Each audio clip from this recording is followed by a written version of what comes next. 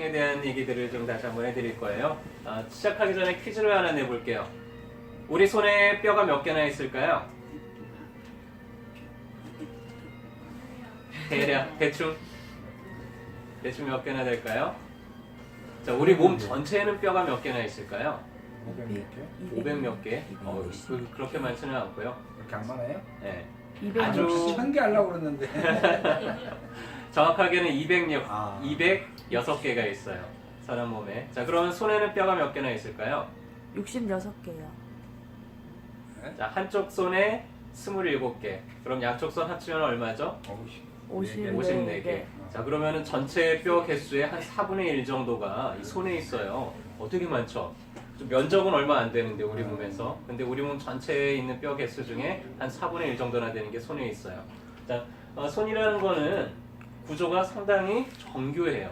그쵸? 우리가 손으로 상당히 많은 일을 할 수 있죠. 그래서 구조가 정교하게 되어 있습니다. 그래서 이 손가락마다 마디마다 관절들이 있고요. 이 관절마다 아주 작은 인대들이 이렇게 있어요. 그래서 이 손을 많이 사용을 하다 보니까 이 손에는 크고 작은 부상들, 크고 작은 통증들이 좀 다양하게 나타날 수가 있어요. 우리 이제 내일부터 연휴잖아요.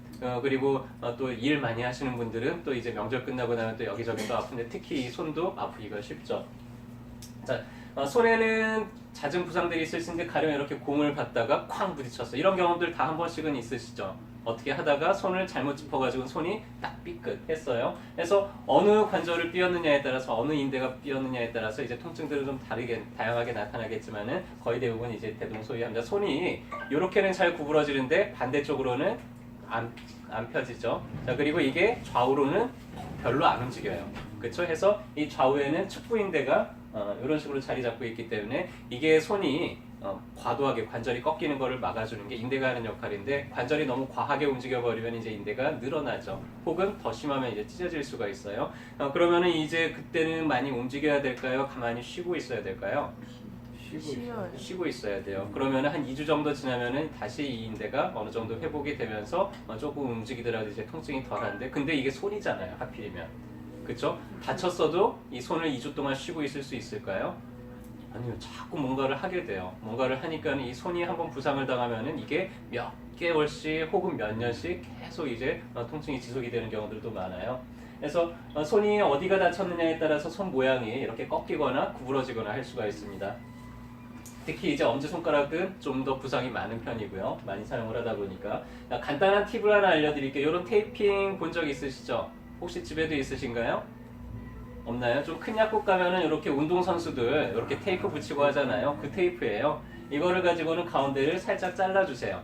잘라서 이렇게 손가락에다가 감아주는 거예요. 그러면 이렇게 감아주는 것만으로도 손의 인대의 움직임을 좀 많이 예방을 할 수가 있고 해서 내가 어디 손마디 하나가 유달리 아픈 손마디가 있다 그러면은 거기다가 이렇게 테이핑을 감고 한 달 정도만 이렇게 그냥 계속 감고 다니는 거예요. 그렇게 하면은 웬만한 통증들은 이 그냥 이렇게 간단히 테이핑하는 것만으로도 손가락에서는 잡아줄 수가 있어요. 삐었다? 그러면 더더군다나 조금 더 잘 고정을 해주고 만약에 손이 퉁퉁 부을 정도로 많이 다쳤다 그럼 초반에는 손가락 2개를 아예 엮어가지고는 이렇게 버디 테이핑이라고 하거든요. 2개를 손가락 하나처럼 묶어버리는 거예요. 그러면은 건강한 손가락이 아픈 손가락에 구멍 역할을 하면서 그러면서 더 빨리 좋아질 수가 있겠죠. 가끔은 골절이 되는 경우들이 있어요. 너무 과하게 힘을 쓰다 보니까는 인대가 뼈 조각을 뜯고 나가요. 그래서 이 아래쪽이 뜯어지느냐 위쪽이 뜯어지느냐에 따라서 병명이 절수핀 거라고 하기도 하고 말레핀 거라고 하기도 하고 병명이 조금씩은 달라요. 자, 근데 뼈 조각이 떨어졌으니까 손이 마음대로 안 움직이겠죠. 자, 그래서 이 아래쪽이 떨어질 때가 더 중한 부상일까요? 위쪽이 떨어졌을 때가 더 중요한 부상일까요? 위쪽. 아래쪽인가? 아래쪽. 잘 모르시겠죠? 자, 손이 어느 방향으로 움직여요? 요 방향으로 많이 움직이죠. 네. 그래서 많이 움직이는 쪽에 뼈 조각이 떨어지면은 이게 잘 안 붙을 확률이 높아요. 왜냐면은 많이 움직이니까. 이 위쪽은 많이 움직여요, 안 움직여요? 좀 덜 움직이죠, 상대적으로. 그래서 위쪽이 뼈 조각이 떨어지면은 좀 더 잘 붙을 확률이 높아요. 그래서 아래쪽 뼈 조각이 떨어지면 이때는 핀을 받거나 해가지고는 수술이 좀 필요하지만은 위쪽 뼈 조각이 떨어졌을 때는 그냥 간단하게 이렇게 고정만 시켜놓고 있더라도 한두 달 정도 이렇게 고정만 시켜 있더라도 뼈 조각이 다시 저절로 붙는 경우들이 많습니다. 그래서 이런 전문적인 교정대 같은 거를 좀 계속 착용하고 다니든지 아니면은 이렇게 서랍자 같은 거를 껴가지고는 이것도 테이프로 버디 테이핑이죠 이게 이런 식으로 관리를 해주면은 우리가 좀 더 도와줄 수가 있겠죠. 자, 이제 손가락에서 느껴지는 흔한 통증들 중에 방아쇠 손가락이라고 하는 게 있어요. 들어보셨나요, 혹시? 또 못 들어보셨나요? 자, 손가락을 구부렸다 폈다 할 때 여기에 힘줄이 있어요. 그래서 힘줄을 잡아 당기면 손가락이 구부러질 거고 힘줄이 펴지면 손이 펴지겠죠. 자, 근데 이 힘줄 한쪽이 이렇게 부어요. 붙는데 이 힘줄이 왔다 갔다 하는 이 터널이 있잖아요. 그러니까 여기가 부으니까는 이 터널을 통과를 못 해요. 그러니까 딱 걸려가지고 힘을 막 쓰다 보면 이게 딸깍하면서 펴져요. 이 터널 안을 톡 하고 지나가는 거죠. 다시 구부리려고 하면 잘 안 구부러지는데 힘을 억지로 주면 이거는 딱깍하면서 또 구부러져요. 여기에서 이 터널을 통과해서 이쪽으로 툭 간 거죠. 그래서 이거를 딸깍딸깍 거린다 그래서 꼭 방아쇠처럼, 그래서 방아쇠 손가락이라고 부르는데 의외로 좀 많습니다. 손을 많이 쓰다 보면은 이제 손이 잘 마음대로 안 구부러졌다. 특히 이제 아침에 자고 일어났을 때 잘 그렇게 표현을 해요. 꼭 한 손가락만 잘 안 구부러지고 딸깍거리다가 또 오후 되면 좀 펴지고 이렇다고 하는데, 여기에다가 벌침을 좀 쏴주고 그 다음에 그래도 잘 안 나면은 이런 도침 같은 거를 응용을 하면은 한의원에서도 쉽게 날 수가 있는데, 정형외과에 가면은 여기에다가 이제 뼈주사를 놔줘요. 근데 뼈주사를 자꾸 맞다 보면 조직이 약해지니까 그런 거는 좀 안 하시는 게 좋고요. 하다 안 되면 요 터널을 소대를 잘라버려요. 근데 이렇게 하면 또 손에 힘이 많이 떨어져요. 처음에 외치당초 내가 줄 수 있는 힘이 한 80%밖에는 못 주게 되니까는 한의원에서 굳이 잘라내지 않더라도 이런 도침, 자그만한 침을 이용해 가지고는 저기를 좀 늘려주는 방법도 있고 하니까 그런 방법으로 하는 게 훨씬 더 낫겠죠. 자, 이제 가장 많은 한의원에 찾아오시는 분들 중에서 손가락 통증 때문에 가장 많이 찾아오는 거는 이 손가락 관절염이에요. 다른 부위도 관절염이 잘 생기지만 손은 워낙 많이 사용하다 보니까 관절이 잘 생겨요. 자, 모든 기계는 낡아요. 많이 사용할수록 더 빨리 낡겠죠. 그렇죠. 그런 것처럼 이제 손을 많이 사용하는 분들, 손으로 막 뭔가 일을 많이 하는 분들은 이 손가락 관절이 튀어나와요. 어디가 튀어나왔어요? 이 끄트머리가 튀어나왔죠. 엑스레이를 찍어보면은 고기가 이렇게 달아가지고는 이렇게 하얗게 보이고 골국이 튀어나오게 됩니다. 돌끼리 부딪히면은 날카로워지는 것처럼 뼈끼리 자꾸 부딪히니까는 이렇게 톡톡 튀어나와요. 해서 이거를 기계가 낡았다 그래서 퇴행화됐다, 퇴행성 관절이라고 불러요. 자, 퇴행성 관절의 특징은 손 끄트머리가 이렇게 붙습니다. 자, 근데 이게 류마티스인지 퇴행성인지 사람들이 조금 궁금해하는 게 있어서 류마티스하고 퇴행성 관절을 어떻게 구별하는지 간단하게 설명을 해드리면요. 자, 어디 부었어요? 지금 이 사람은 가운데가 부었나요? 끄트머리가 부었나요? 끄트머리가 부었어요. 그리고 오른손은 하나, 둘, 세 개 부었어요. 왼손은 하나, 두 개 붓고 세 번째는 또 괜찮아요. 그렇죠?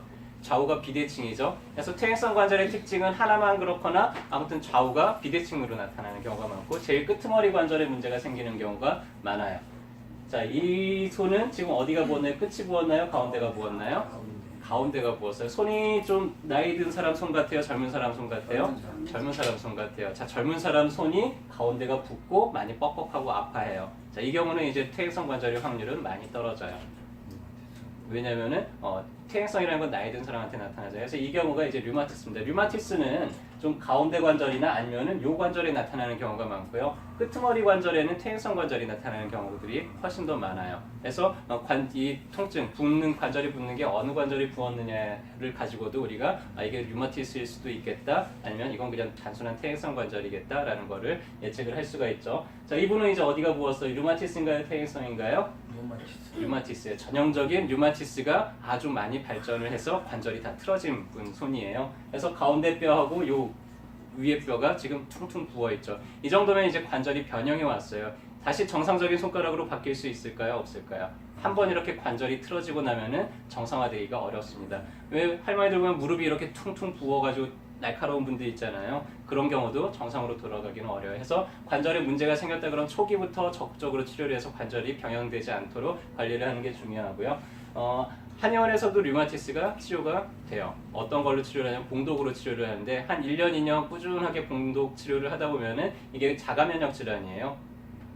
류마티스라는 게 내 몸의 면역세포가, 군대가 외부에서 침략하는 걸 막아야 되는데 자국민들을 자꾸만 이렇게 두드려 부시는 게, 그게 이제 자가면역 질환이에요. 그래서 면역세포가 내 몸에 있는 정상적인 세포들을 자꾸 공격을 해서 염증을 일으키는 거, 이게 이제 자가면역 질환 류마티스인데, 근데 봉독을 계속해서 사용을 하다 보면은 이 면역이 훈련이 돼요. 그러면서 나중에는 완전히 관해가 되고 그러는 경우들도 많이 있습니다. 그래서 그렇게 면역 억제제를 평생 동안 먹는 것보다는 그런 식의 치료를 한 번쯤은 시도를 해보면은 또 그렇게 해가지고 좋아지는 분들도 논문으로 많이 발표가 되고 있으니까 그렇게도 해볼 수가 있겠죠.